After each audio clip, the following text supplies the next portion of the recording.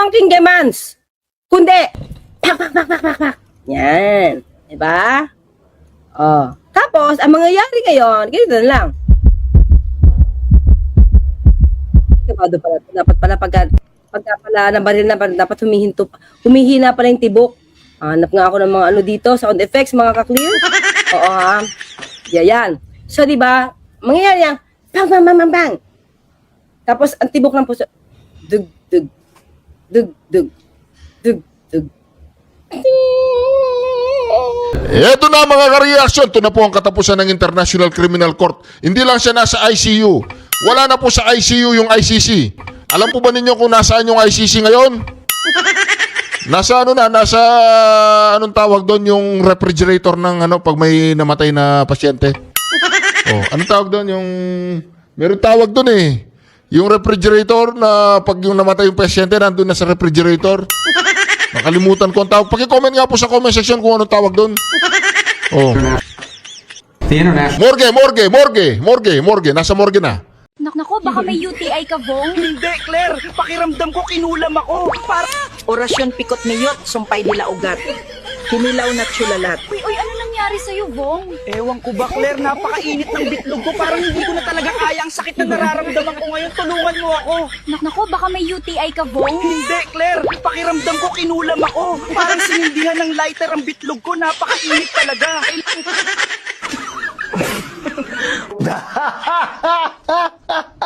Bago tayo mag-umpisa, baka pwede nyong i-like ang video na to. Malaking bagay ang like sa aming mga content creators. Maraming salamat po.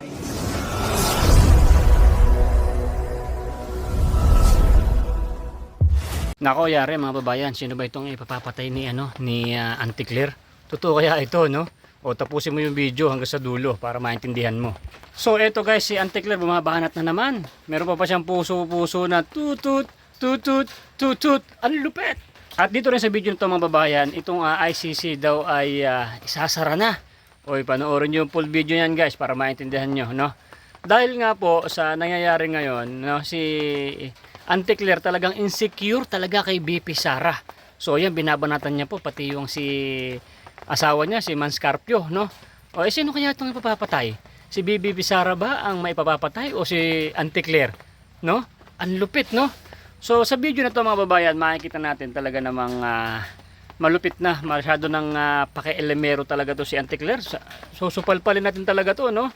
At ay ganoon na nga, na syempre nagkakagulo na. Syempre lalo pang pinapagulo talaga ni Auntie Claire, no? Napakamartes talaga. Biruin mo pa, pati ba naman yun sa kay BP Sara, papakailaman mo, insecure ka, no? Gandang-ganda ka ba kay BP Sara o talagang inggit ka lang sa kanyang buhay, no? Kayo na nga nandiyan sa may sa posisyon. Sa bagay, napapahiya na talaga sila mga babayan dahil hanggang ngayon ay hindi pa rin nila makamit yung tagumpay, no? O kahit saan sila magpunta, binabati ko sila. Siyempre kasama siya ni Bongbong Marcos. Kahit saan magpuntang bansa ay nandiyan yung rally, di ba? Hiyang-hiya na siya. Kaya kahit anong paninira niya kay BP Sara mga babayan ay wala na, hindi na umaapekto yung kanyang bang bang bang bang bang. At dito sa video na ito mga babayan, si Senator Amy Marcos, no, inupakan si Risa Hontiveros. Andiyan sa interview ng Banateros Brothers kay Senator Amy. Nako, inupakan din niya na naman yung kanyang kapatid. Yung sabi niya pupunta na naman daw sila ng ng Earth, lilipad yung missile, yung yung matawag doon, rocket, kasama si Bongbong Marcos.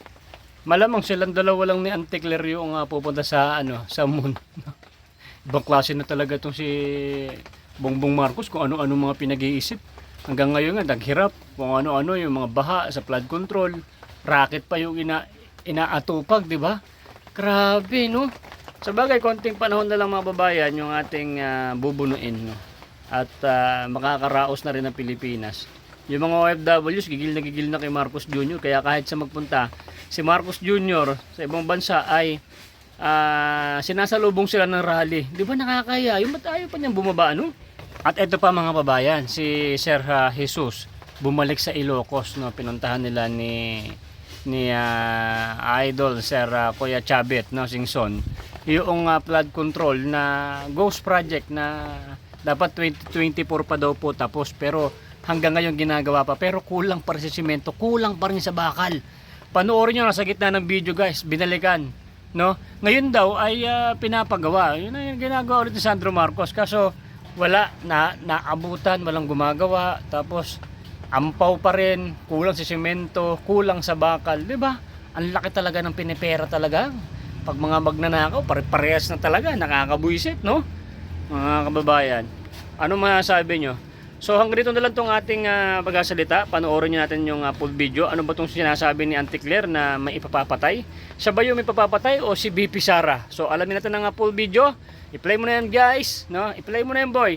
Then kung nagustuhan mo itong ating vlog mga babayan, don't forget to like. So isang like, isang share naman dyan. Kung hindi ka pa nakasubscribe, subscribe ka na dyan sa ating YouTube channel. At maraming salamat po sa tunay at hanggang sa dulo na suporta. Ay, sandali.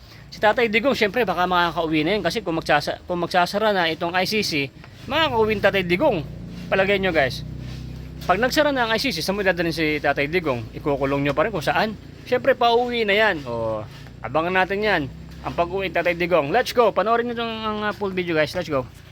At ito pong kampon ng mga bangag, si Bongbong Marcos at ang kanyang mga tropa ay talagang naihina po sa takot dahil, let's say, sabihin na po natin, si Pangulong Rodrigo Roa Duterte hindi na makakawing buhay.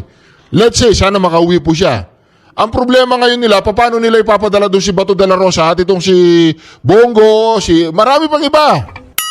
Kasi isasara na po ang ICC. Pero bago po natin puntaan yung ICC na yan, dito muna po tayo kay Aling Claire. O yan po, kasi sinabi po ni BP Sara, halimbawa, yung mistress ng asawa mo, mag-hire ka lang ng 5,000, o, di ba? Ganun yun. O yan, kumukuda po si Aling Claire, sabi niya. O, pakinggan po ninyo, Walang pwedeng umangking demands. O wala daw Kundi. pwedeng umangkin sa asawa ni BP Sara kasi dum daw. O, tingnan nyo. O. Yan. Diba? Oh. Malaki po talaga ang kanyang discrepancy. Pagpasensya na po natin si Aling Claire. O, tuloy. Tapos, ang mga yaki ngayon, ganyan lang. Kabado pala. Dapat pala pagka pala ng baril na dapat humihinto. Tama na. Masakit sa paningin, masakit sa pandinig, mga kareaksyon. O, di ba? Mabanatan lang niya si BP Sara. Ay, nako. O, pangalawa. Why did you decide not to publish it? Well, I really don't know why I did not decide to have it published. That's about 9 years ago. I really can't remember why, but there must have been some reason why I did not have it published, because I never really have any decision published, and these reporters would ask me about a particular case, and kasi minsan mga reporter may mga tips sila eh. Justice, tapos na ang decision sa ganito. So I will check, and sasabihin nila, can we have a copy of the decision? I will ask the Media Bureau, give them a copy of the decision. But this is a high-profile case, sir. You obviously know that. Ibabalik po yung tanong sa inyo na ombudsman... Pasensya na po kayo mga kareaksyon. Meron po akong kausap dito. Yung aking sekretarya, nagre-reklamo daw kay Auntie Claire, bakit pinapakialaman niya si BP Sara kung natatawa po yung sekretary ko. Okay na, tuloy po natin. Kayo tanod bayan kayo Kayo dapat ang nag-check ng corruption dito po sa mga elected officials. This is a case supposedly of the PDAF scam, not supposedly, it's the PDAF scam, it's a pork barrel scam to the tune of 10 million pesos that was supposedly, hindi po nagamit sa tama. In the same manner that the corruption scandal, the flood control scandal is taking center stage right now. In other words, Ombudsman, it's a big case. It's Joel Villanueva. It's Senator Joel Villanueva. Why didn't you just publicize it? Because pag kayo po ay natanggal na doon, magtataka din po, didn't you think this was going to happen? Na bigla na lang po. Sandali lang, ba't kaya hindi sinabi ni Ombudsman Samuel Martires na na-reverse na yung decision kay Senator Joel Villanueva? Ito po ang usapan po dito mga kareaksyon. Si Joel Villanueva na-reverse yung desisyon. Tapos, ni-reverse na naman ni Ombudsman Remula. Pagkatapos, bumaligtad si Joel Villanueva mga kareaksyon, Ni-reverse na naman ni Remula. Reverse lang yan eh. Oh. The International Criminal Court is an illegitimate. Eto na mga ka-reaction. Ito na po ang katapusan ng International Criminal Court. Hindi lang siya nasa ICU. Wala na po sa ICU yung ICC. Alam po ba ninyo kung nasaan yung ICC ngayon? Nasa anong tawag doon, yung refrigerator ng pag may namatay na pasyente? Oh, anong tawag doon? Meron tawag doon eh. Yung refrigerator na pag yung namatay yung pasyente, nandun na sa refrigerator. Nakalimutan ko ang tawag. Paki-comment nga po sa comment section kung anong tawag doon. Oh. The International. Morgue. Nasa morgue na. Wala na sa ICU, yung ICC. Yung kaulugan ng ICC, impact ng Claire Castro. Hindi ako nagsabi no, si Jaime Marcos. Criminal Court is an illegitimate international organization that, frankly, illegitimate. They've made themselves illegitimate because they claim that even if you're not a member of that court, they can come after you. And what that literally means in the future is that American servicemen, political leaders, and others could find themselves under indictment by this International Criminal Court. If you want to know a little bit about it, Jack Smith used to work there. These are the people that think they can go out and basically indict any world leader and haul them into The Hague. So we tried to get them to reform and listen to us. They wouldn't do it. They're very arrogant. We've now begun an effort to really try to bring that court to By heel. the way, there's no information that they're after me. It could happen. But just so you know, just keep talking about it. I'm saying that means that maybe he's not trying to defend me. He is trying to defend Bibi and various other people. But there are many people that shouldn't be looked at that way. But there is no indication that I'm one of them at this moment. Well, and I actually think the people who are in biggest danger in our system are servicemen, people in uniform. That they'll try to go out for the rest of their lives, will not be able to travel anywhere in the world with their families because they could be arrested on one of these. Imagine, you're a soldier, you fought in a war, and 20 years later they try to come Naku back. po! This is a big problem. So we've had dozens of countries already join us. Tatagalugin po natin yan mga ka-reaction. Yung ICC daw walang kwenta. Walang jurisdiksyon. Inutil, mga mapangimasok, at matapobre. Oo, discriminative. Oh, yun. Oh. Effort. Since we started 2 weeks ago, 5 countries have already quit the ICC and notified them that they're leaving, and we think there'll be more. Oh, ICC, bye-bye. Bye-bye, ICC. Delikado ito, foreign warrant. O, idiretso mo lang implementa as if it is a Philippine court-issued warrant.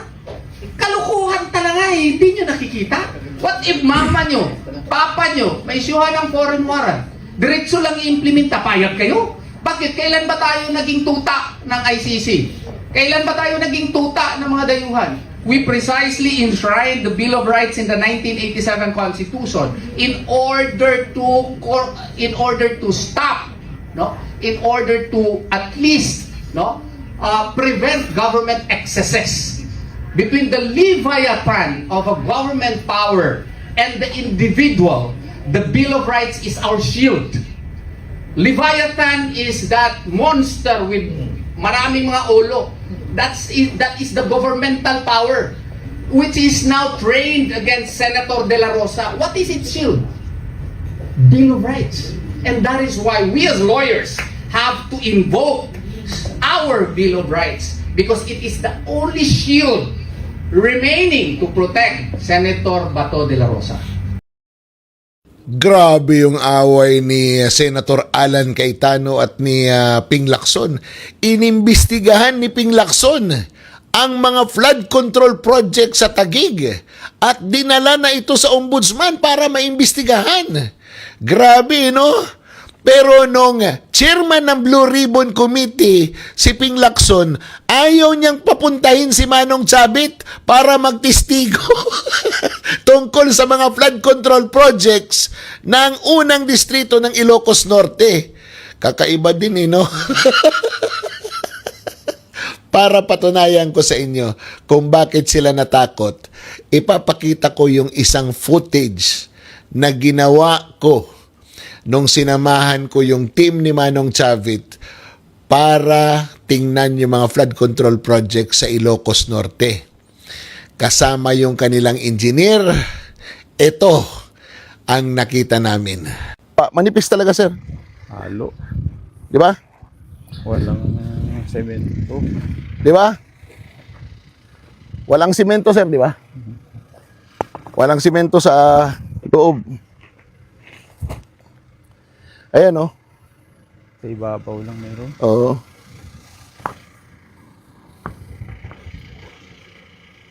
Ayan, oh. Wala talaga. Kahit anong gawin. Wala siyang simento. Halo yung loob. Tsaka pag kinalkal ko to, sir, tingin ko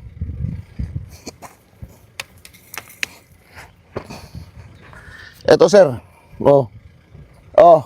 Ayan, sir, oh.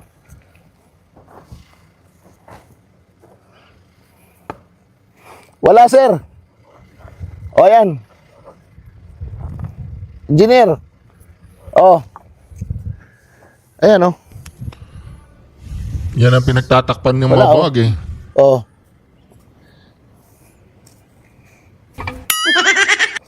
Wala. Nahuhulog yung mga bato. Oh. Di ba? Ganyan ang gawa dito sa Ilocos Norte. Ha? Sa First District. Ayan. Kita nyo? 24 Double Alpha 0135. Dapat tapos na ito ng 2024. September dapat tapos na ito. February ito na award. Ngayon lang ginagawa, tapos ganyan pa. Ay, naapo. Sa likod prekunan mo. Ganyan na ito lahat. Pinunta na namin to dati. Inulit lang namin. Di ba? Kita nyo? Wala talaga. Klaro, di ba? Supposed to be ghost project na yon kasi dapat nung 2024 pa yan tapos. Pero ngayong 2026 lang ginawa dahil nga nagpupunta na doon si Madarahog para inspeksyonin ang mga flood control projects. At dahil nagkakabuko-buko na, pinagawa na nila, alam nyo noon, wala talaga yan. Ghost project talaga yan. Kaya lang natayuan. Dalawa yan na nahuli namin. Pero meron pa rin talagang mga ghost project doon. At saka mga doble ang mga pondo. O ngayon, Senator Ping Lacson, bakit ngayon na magbubukas kayo uli ng flood control project investigation para imbestigahan yung Taguig? Imbitahan nyo rin si Manong Chavit. Ipalatag nyo yung kanyang mga ebidensya sa nangyari sa Ilocos Norte. At tingnan natin kung irerekomendan nyo rin sa ombudsman na mag-file ng kaso at imbestigahan si Sandro Marcos sa nangyaring flood control projects sa unang distrito ng Ilocos Norte. Di ba? Grabe po. Ngayon ang iniimbestiga si ghost power daw, ghost electricity. Si Lian Levis at saka si Loren Legarda. Malakas ang ebidensya laban kay dating Senador Revilla. Yan ang pinaninindigan ng Office of the Ombudsman sa kabila ng pagpayag ng Sandigan Bayan 3rd Division na makapagpiyansa ang dating mambabatas sa kasong malversation. Sa pahayag na inilabas ng Office of the Ombudsman, iginagalang nila ang naging ruling ng hukuman. Ngunit nagtitiwala sila sa kanilang mga investigasyon laban rito. Isinasangkot si former Senator Revilla bilang proponent at nakinabang sa umano'y ghost flood control project sa Pandi, Bulacan na nagkakahalaga ng 92.8 million pesos. Ayon sa Ombudsman, gagamitin nila ang lahat ng paraan para mapatunayang guilty ito sa flood control scandal. Sa inilabas na desisyon ng Sandigan Bayan 3rd Division, isa lamang sa 3 mahistrado ang di pumayag sa bail petition ni Revilla. Sa dissenting opinion ni Associate Justice Carl Miranda, sinabi nito na malakas ang ebidensya laban sa dating senador dahil sa naging papel nito bilang project proponent na siyang naging instrumento para magamit sa maling paraan ng pondo. Ngunit dahil mayorya ng mga mahistrado ang pumayag sa bail petition, personal na naglagak ng 1 million peso cash bond si Revilla hapon ng July 31 at sa kaparehong araw ay nakalaya rin mula sa New Quezon City Jail sa Payatas. Nag-post sa kanyang social media ang senador kasama ang kanyang pamilya matapos ang mahigit kumulang 6 na buwang pagkakakulong. Sa pahayag naman na inilabas ng kanyang abogado, sinabi nitong una pa lamang ay may tiwala na si Revilla sa hudikatura ng bansa. At ang naging ruling ng Sandigan Bayan ay senyales na hindi malakas ang ebidensya laban sa dating mambabatas.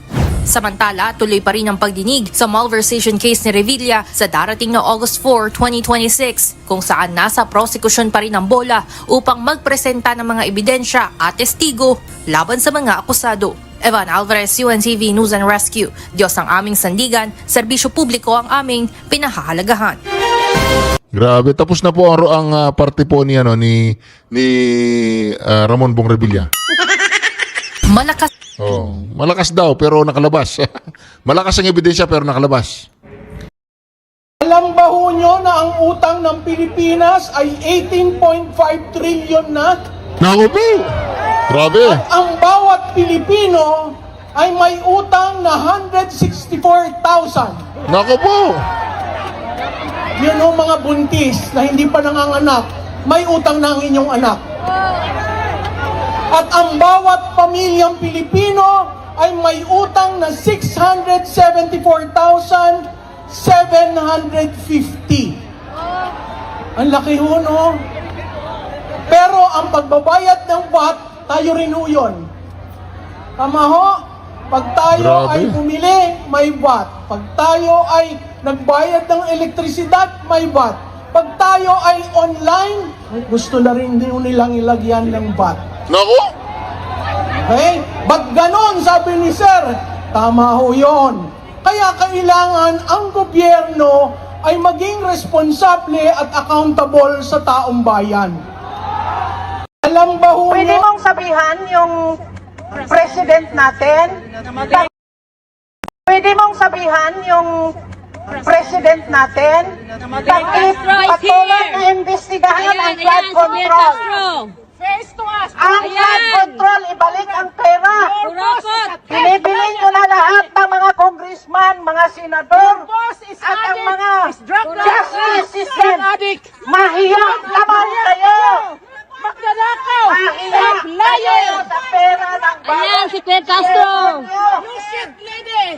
Bring back the money to the coffers of Philippines. By the way he has conducted it, talagang Nakakaya po si Claire Castro no? Nakakaya, lalabas ka sa kalsada, ganun ang gagawin sa'yo ng mga taong bayan. Hindi man lang magpapapicture, hindi man lang, wala, bubulyawin ka nila ng bubulyawin. Habang buhay yan, Claire, wala na, tapos na. magulo siya, hindi siya marunong.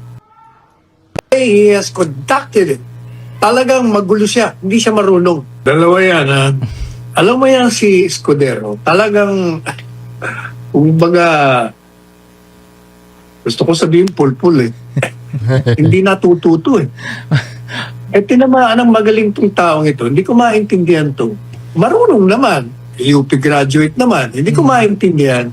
Sa umpisa pa lang, dapat ay pinigil yan. Bakit kanyo? Number one, kung ikaw yung presiding officer, dahil meron ng mga dating pangyayari na nilalabag nila yung rules na sa pamamagitan ng testigo magpapahayag, dapat yun, nung tumayo, kasi, di ba, yung si Lorna Capo, yung isang abogada, isa pa yun, na hindi naman pala mag-present nung testigo, nag-opening statement na kagad, nag-publicidad na, nagkampanya na, laban kay Inday Sara. Ilang beses na nangyari yan. Eto na naman. Dapat kasi, yung presiding officer, makinig ka, matuto ka, mas matanda ako sa'yo, makinig ka. Dapat yun, nag-uumpisa pa lang, tumayo pa lang si Dilima ron, so sabihin mo na, teka muna, are you going to present a witness or not? Kasi kung you're not going to present, wala kang karapatan magsalita dyan, magmamanifest. Yung pala talaga namang hindi. Itong mga abogado dyan sa prosecution, palibasa, wala silang mga testigong matino, walang mahalagang testigo, kaya ang ginagawa nila, sila mismo nangangampanya. Pinalalabas nila, kunyari, eto, may pattern of ganyan, ganito. Madalit sabi, at ang may kasalanan talaga dyan, itong si Escudero. He's unfit to be a presiding officer by the way he has conducted it. Talagang magulo siya, hindi siya marunong. Nasabihan pang abogado, buti pa si Gatchalian na lang ilagay nyo Mas nakakaintindi pa siguro ito Paulit-ulit na lang yan, palagi na lang ganyan ang nangyayari. Papabayaan niya magsalita. Ino-object ka na nga. Dapat nga, hindi pa lang object ka. Kung ako yun, wala na. Hindi ka pa pwede magsalita rito. Kung hindi ka magpe-present, pag-present ka ng testigo mo, sabihin mo lang yung purpose, tapos, present mo na. Hindi. Grabe, ipakukulong na po nila si Cayetano. Sinampahan na ho ng kaso sa ombudsman. Kasi mga karyason, ang style po ni Escudero, pagsasalitain niya muna ng magkakaroon siya ng tinatawag nilang anong tawag doon? Basta hindi ng privilege speech yun. Oo, magmamanifest. Tapos i-strike out naman niya. Narinig din ng taong bayan eh. Ito ni Lacson. Grabe, ipakukulong na po nila si Cayetano. Sinampahan na ho ng kaso sa ombudsman. Ito ni Lacson. Kakaiba talaga tong administrasyon na to, no? Alam mo, naaalala ko lang, di ba bago makulong si Marcoleta, nag-away din sila ni Lacson. Ngayon naman na nag-aaway si Cayetano at si Lacson, si Cayetano naman ay ipakukulong. Naku po, ba't naman ganyan? Di maganda yan. At ito matindi nito, ha? Alam naman ng lahat na tinik sa impeachment itong si Cayetano. Kaya mukhang gusto nilang makulong kasi plunder po yung ikinaso sa kanya eh. Pambihirang buhay, oo. Kawawa naman talaga ang mga lumalaban dito sa gobyerno na to dahil talagang sila ho ay pinakukulong. Kawawa naman kahit walang kaso, iniimbentuhan. Bakit ko sinabing wala? Kasi mismong si Secretary Dizon ng DPWH, napakinggan ko sa isang interview, siya mismo nagsabi walang flood control dyan sa Taguig. Tapos gayon meron na. Ang lupit nyo, Katabs. Grabe. Grabe po mga karyasyon na nangyayari ngayon. Iba na talaga ang panahon, sabi nga. Diba? Puro na lang malakas ang ebidensya na yan. Itigil na yung ebidensya na yan, puro katarantaduan lang naman ang ginagawa ng itong ombudsman na to. Ano to eh, parang ano siya, parang meron siyang tinatawag na parang nagigante o parang tatakpan o pinoprotektahan po niya talaga itong administrasyon ni Bongbong Marcos. Si Bongbong Marcos mismo, by the way. O, dito muna tayo mga ka-reaction ha. Panoorin po natin, Amy Marcos, in-interview po siya ng Banateros. Ito po. Malupit po ito mga ka-reaction. Reaksyonan po natin. Naman po, Senator Amy, kamusta naman po kayo? Kamusta naman po ang Senado? Mabuti naman, kaya lang, nakakapagod ang Senado ngayon eh. Grabe, malala, nakakahiya na nga kasi dadalawa lang yung batas na napasa namin sa napakaraming listahan ng priority. Maliban pa sa priority, dami pang mga iba pang priority outside of the 53. Pero nakita naman ninyo, labis-labis ang politika. 4 ang aming Senate President sa loob ng 1 taon. Tama ba yun? My goodness, grabe talaga naman. Tapos, 2 impeachment. Ayan naman, talagang wala kaming magagawa kundi politika. Yan ang problema. Pero sa kabila ng lahat ng yan ng inyong nabanggit, ano po ang sekreto ng Amy Marcos? Bakit parang hindi naman halata sa itsura ninyo kayo stressed? Meron bang sumusunod sa inyo na makeup artist dyan sa... Wala nga eh, wala akong glam team, wala akong gana, wala sa mood. Talaga naman. Higit sa lahat, ang minority, walang pambayad. Wala, 0-0 na yung mga kwan namin, mga project namin, kakainis. Kahit yung binanggit sa SONA. Kasi may naririnig kami dyan meron daw isang senador dyan na sinusundan ng makeup artist. Ayan naman, mga chismoso kayo, hindi nang galing sa akin. Sino yan? Nako Sabi nila pag may sumusunod daw na makeup artist, ibig sabihin, mukhang impacta daw yan. Ayan naman, ang dami ng impact sa mundo. Dati tambalos-los lang. Tapos hindi daw kayo pinapansin, Hindi daw suplada na daw. Talaga naman, kayo talaga. Pero, no comment. Ilan lang ang babae sa Senado nga? Hindi 5 lang yata kami, no? bahala na silang manghula kung sino yan. Ilan lang kami. 4 sa minority Di ba? Pero speaking of yung Senate, Senator, Ilang beses na kayo nagpalit ng Senate President, tapos may mga nangyaring gulo nitong nakaraan. Kumusta po ang Senado ngayon in terms of yung environment, security? Alam mo, hindi siya komportable. Unang-una, pagpasok mo pa lang, saan ka nakakita na sabi, talagang marami daw bomb threat, may kung ano-anong threat, nakakapraning Pagpasok mo pa lang, 6,000 yung pulis, tapos naka-barbed wire lahat, ganun. Parang hindi Senado parang papasok ka ng garrison, ano ba yun? Tapos yung mga NBI nung umpisa, sila yung nag-gatekeeper ba? Kinakalkal pati yung mga empleyado namin, ba yun? Ang gulo. Hakaasar. So pagpasok mo pa lang, tense na. Ano ba to? Ano ba to? Tapos pagdating mo dun sa itaas, hindi nagkikipuan. Dati, kahit balitaktakan, todo debate, argumento, kompleto. Pag alis naman ng plenary, chikahan naman kami. Pero ngayon parang nakaka-stress Parang toxic na medyo toxic na talaga. Ika nga. Pero hindi kaya doon nakuha ni Ontiveros yung threat na sinasabi niya? Kasi binantayan daw Tapos hindi kaya doon niya naisip, ay ako may threat. Kaya binabantayan ako. Uso ang threat. Ayun naman. Anyway, simulan na natin ang usapan. May ilang political analyst at legal expert na nagsabing nakakadismaya ang SONA ngayong taon. Sa inyong pananaw, aling mga bahagi ng talumpati ang hindi sumasalamin sa tunay na sitwasyon ng ating bansa? Ay, nako. Kawawa naman yung kapatid ko. Parang may alternate universe yata sa palasyo. Kung ano-ano yata rin report doon na kunyari may accomplishment. Wala namang accomplishment. Marami kasi. Ang dami talagang pinagsasabi na nahilo ko. Siyempre, unang-una, lahat ng tao nagtatanong sa akin, bakit naging space cadet? Mag-astronaut na tayo. Nagkakamot nga ako ng ulo ano ba yun? Na magkaka-launching pad daw sa Cagayan, kauna-unahang spaceport. Katabi pa namin sa Ilocos Norte. Sabi ko sa loob ko, wala na ngang port dun sa Port Irene. Wala na ngang airport sa Lalo. Hindi mabuksan-buksan. Magkakaroon pa ng spaceport. Tapos yung Cagayan na yan, halos kinain na ng buong dagat at ng ilog. Sa dami ng dumaan na bagyo, lalagyan pa ng spaceport. Ano ba yan? Ano ba yung mga paglalaroan ng mga rocket ship? Meron ng Philippine Space Agency, meron pang sinasabi si General Browner na spaceport para sa military naman. Nakukunin na naman sa modernization. Yung modernization na yan, 14 years na, hindi na modern.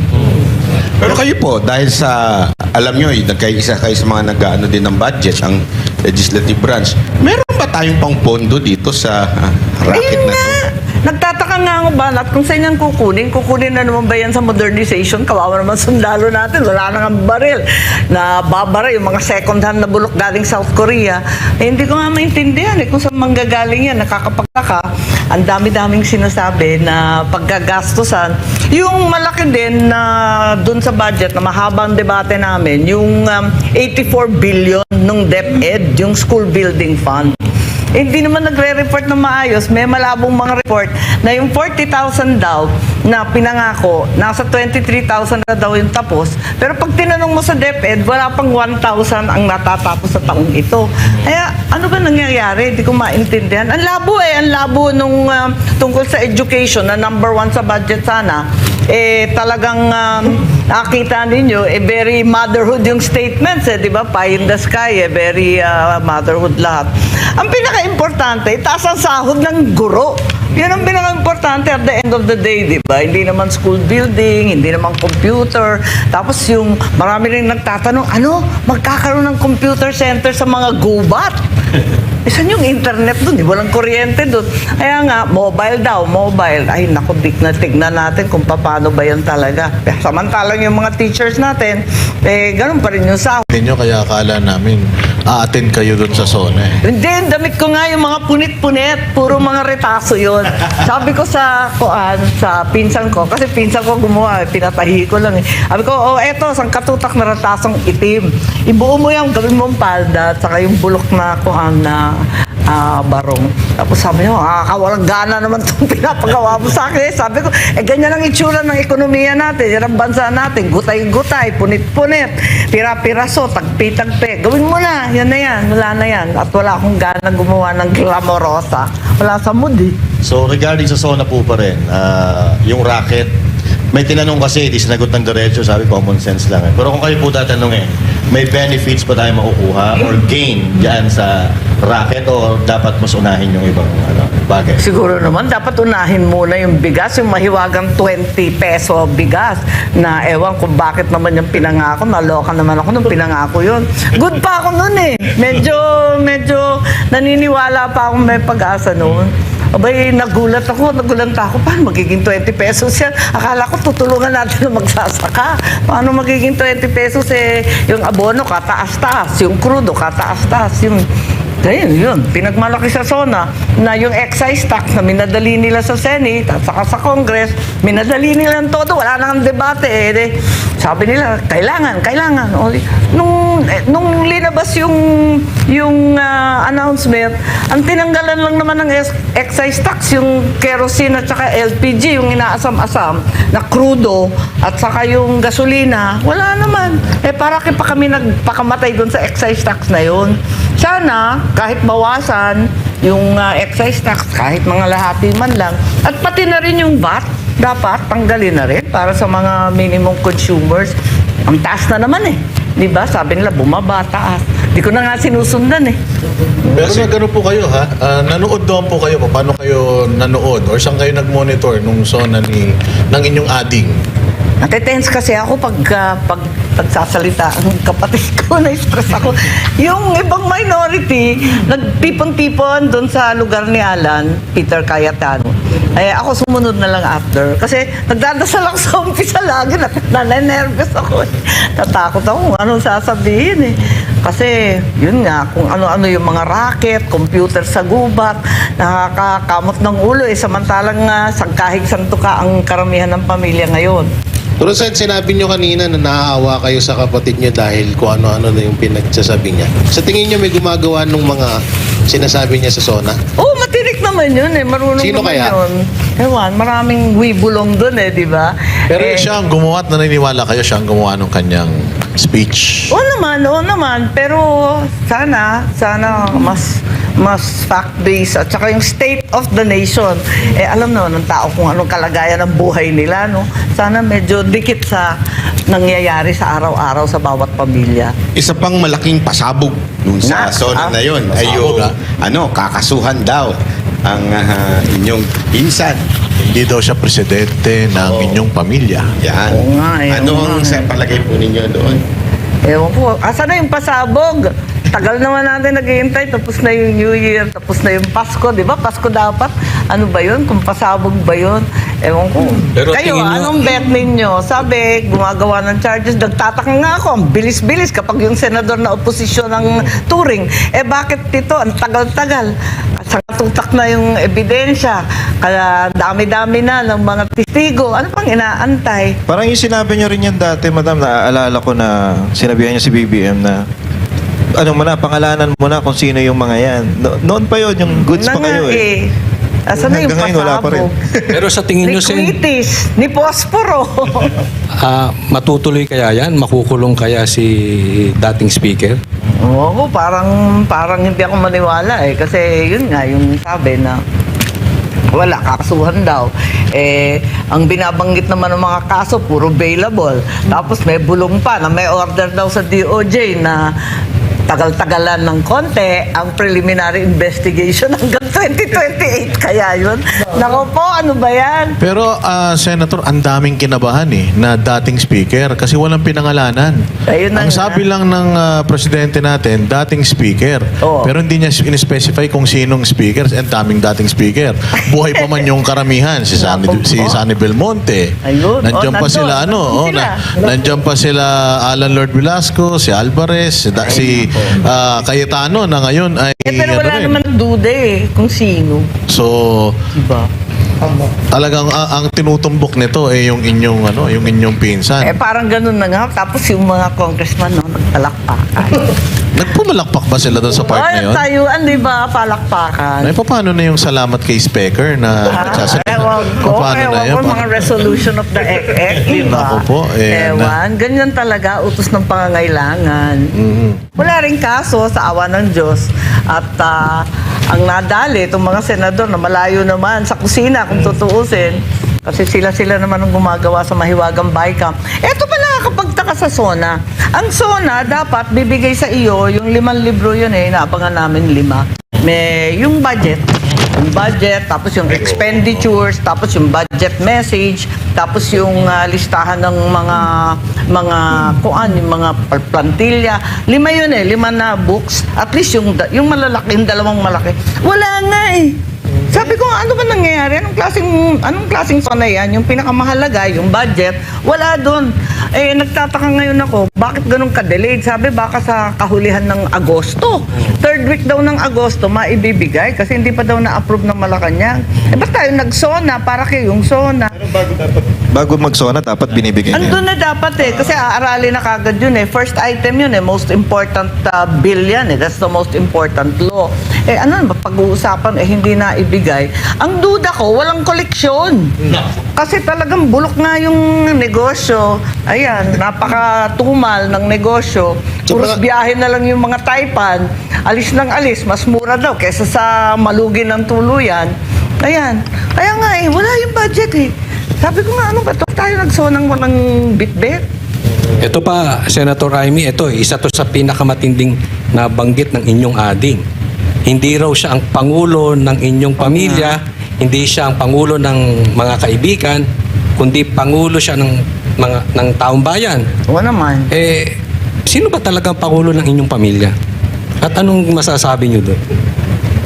Kung nga maintindihan bakit pa sinasabi yun? Siyempre, totoo yun. Kung kakasuhan yung isang tao, ituloy mo na. Wala nang pananakot, wala nang paandar. Alam mo yun? Di ba parang siya? Parang rehash lang nung statement ni President Erap noon yun. Oo. Nung walang kamag-anak, kapatid, pinsan, ganyan, di ba? Parang ganun nga Ang hirap Kasi, ang inaasahan, di ba, kasi 6-year term yan. First term, syempre, sasabihin mo, maraming salamat sa nahalala ko. Tapos yung second year ng SONA, ilalatag mo, eto yung mga priority, ito yung nagawa natin, eto yung mga quick wins natin, nagawa naman natin. Ikatlo, ganun din, kasi mag-election, ganyan, magsasalita ka mga ganyan. Tapos yung fourth, pag yung fifth SONA mo na, kinakailangan, i-report mo na lahat ng accomplishment na nakaraan, kasi naka5 taong nga dapat mahaba na yung listahan Tapos sasabihin mo na, eto yung legacy ko, kasi next year, di ba? Next year, last na So, dapat, eto na yung mga habilin, di ba? Saka legacy. Hindi ganun kasi nga yung accomplishment, di ko nga maintindihan. Binibida yung mga tulay na naayos, pinagkabit daw yung sirang tulay, yung mga sirang kalsada na buo. Talagang nagtrabaho ng public works yan. Anong nakakasindak doon? Ano dapat i-report doon? Maintenance and repair lang yun. Hindi, meron daw po kasi pang yung last SONA, doon na yung mga nakasuhan na si Romualdez. Ganon? Hindi pa nakukulong. Susunod pa ulit. Nakasuhan na naman. Nakasuhan na. Reserve pala. Nakakaloka nga. O kaya nasementohan na. Nasementahan na. Hindi pa Talaga, natutuyo, hindi pa nagagamit. Nilibing na yun Nako Parang may content pa sa 6 SONA. Ewan ko. Hindi ko nga hindi ko nga maintindihan. Nagdududa nga ako. May kota kaya sa senador? Parang ganun Anyway, talagang medyo disappointing.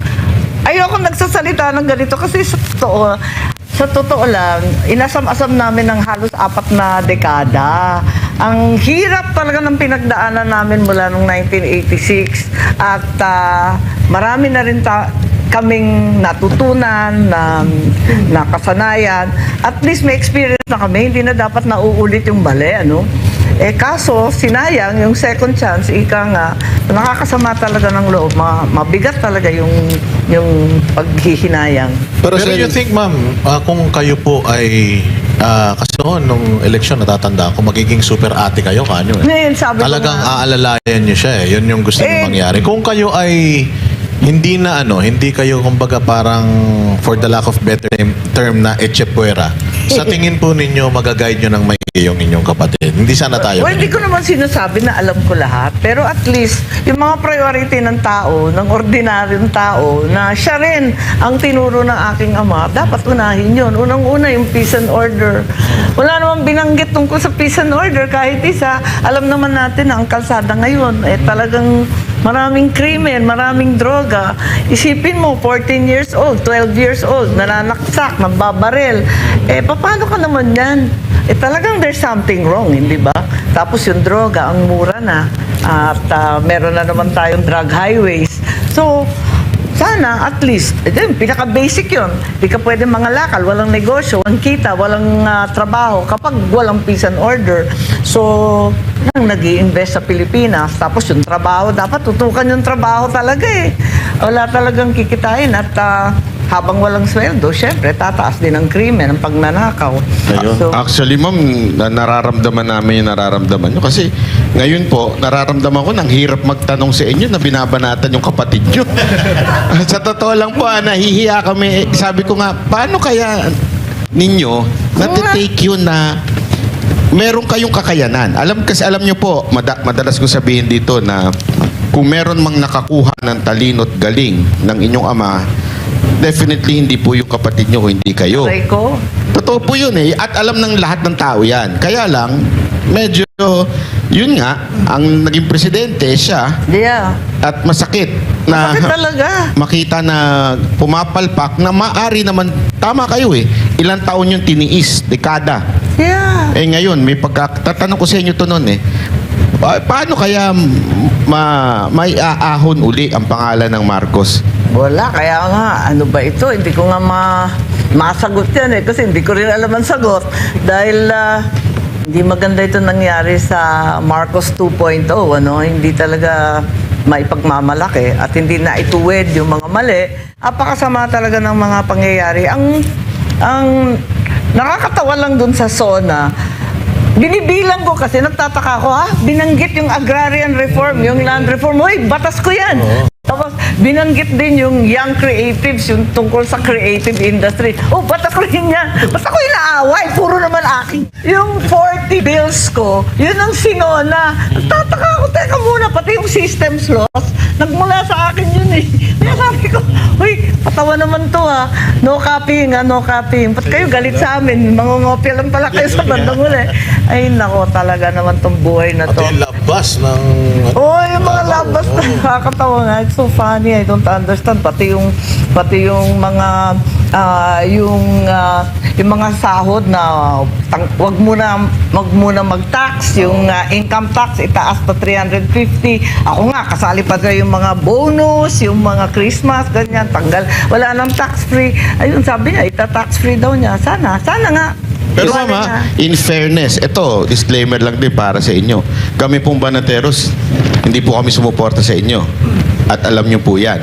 Pero yung ginagawa ninyo sa Senado ngayon, kahit pa paano nababawi yung, sorry po sa kapalpakan ng kapatid nyo. Yung ginagawa ninyong, lalo na kahit, kasi sa pagtatanong, alam naman natin yung mga, wag na tayo punta sa details, pero alam naman natin yung mga nandun sa majority senator, talagang parang final na sa utak nila, impeach si BP. Pero kayo, napapalabas nyo talaga yung totoong mga sinasabi ng witness. Yung kanilang Nag-e-effort pag-inconsistencies, nga ako, kasi parati akong sinisita, masyado ko daw kaibigan si VP. So definitely daw partial ako at sigurado na ako boboto kontra sa impeachment. Sabi ko, yun nga, katulad ng sinabi ko kanina, sumumpa naman ang Constitution, yun ang una, kahit kaibigan, kahit kaalyado. Pero, eto nga, kaya pag nagtatanong ako, binabasa ko maigi lahat ng kanilang konteksto, no? Para dun tayo didikit sa, dapat tatalima sa ebidensya.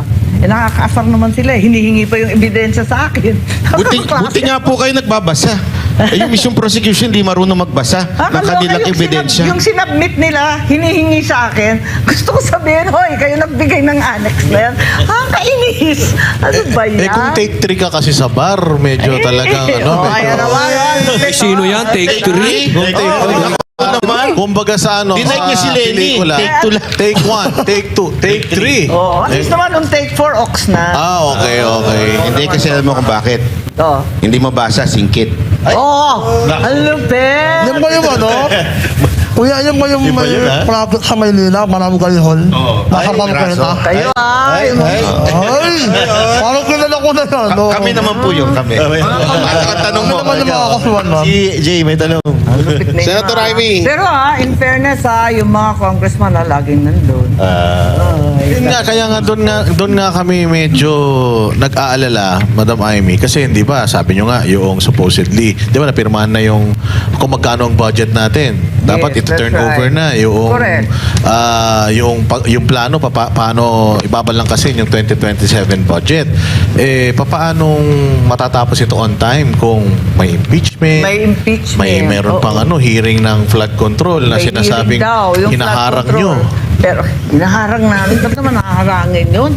Yung Blue Ribbon, ang uunahin daw yung kaso laban sa minority leader na si Alan Cayetano. Hindi daw uunahin yung flood control Ano ba yun? Nung nasa labas pa si Senator Marcoleta, haba-haba nga ng listahan namin na gusto patawagin ng mga testigo, yung mga kung ano-anong mga dokumento na gusto namin suriin. Ang dami. Kaya nga kami gumawa ng minority report. Gumawa na nga kami ng... Ama naming Diyos na makapangyarihan sa lahat, salamat po sa iyong pagmamahal na hindi nagmamaliw. Sa gitna ng kaguluhan sa aming bansa, turuan niyo po kaming magtiwala sa iyong hustisya at hindi sa hustisya ng tao. Linisin niyo po ang aming mga puso at ituro niyo po ang tamang daan ng katotohanan at pag-ibig. Tulungan niyo po kaming maging ilaw sa gitna ng dilim at ipakita sa mundo na may pag-asa pa sa pangalan ng aming Panginoon Hesus. Salamat po sa pag-ibig po ninyo at salamat sa pagdinig ng aming mga panalangin at iligtas niyo po kami. Sa pangalawa po ninyong pagparito at patawarin po kami sa lahat ng aming mga pagkukulang at pagkakasala sapagkat ito po ang aming samutiling sa matamis na pangalan ng aming Panginoon Hesus. Amen. Sa lumang silid, mag-isa kang tahimik. Walang kamera, palakpak ay wala na. Ngunit sa bawat pader ng bayang iniwan mo, may pangalan mong di na mabubura.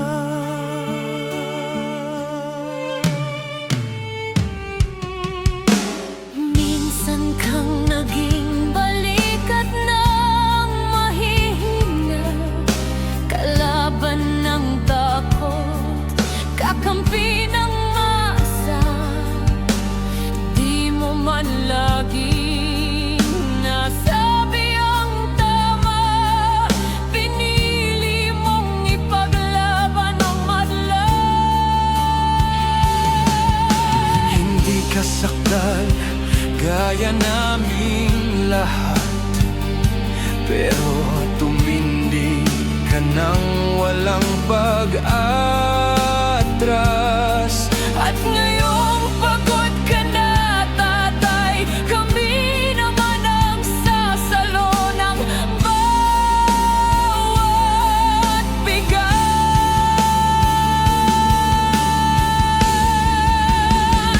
Hanggang sa dulo, ikaw ay mahal. Kahit papagod na ang iyong katawan, tatay, salamat sa iyong paglaban. Ngayon, kami naman hanggang sa dulo.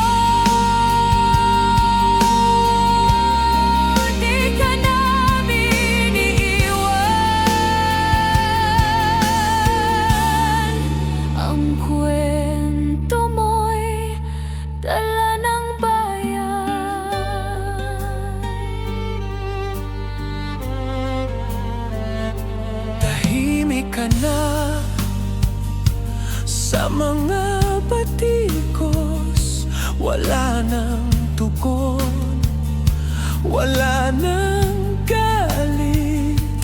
Pero sa mata ng mga maralita, naroon pa rin ang tapat mong alaala.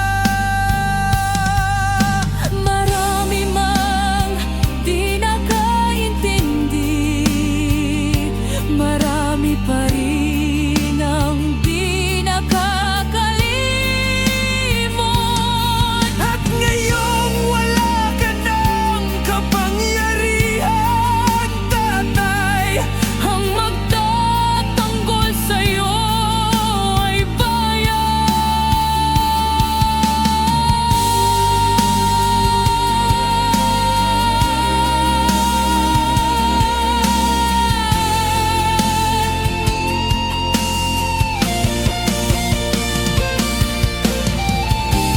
hindi ka nag-iisa kahit ngayon.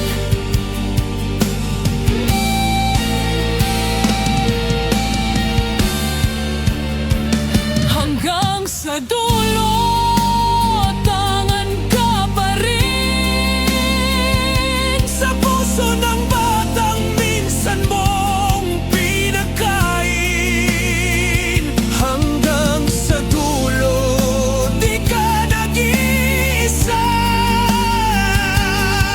Ang dasal ng bayan ay sa'yo pa rin. Katay kami naman ang lalaban sa ngalan mo, sa alaala mo. Hanggang sa dulo, dalangin ka ng puso ng masa.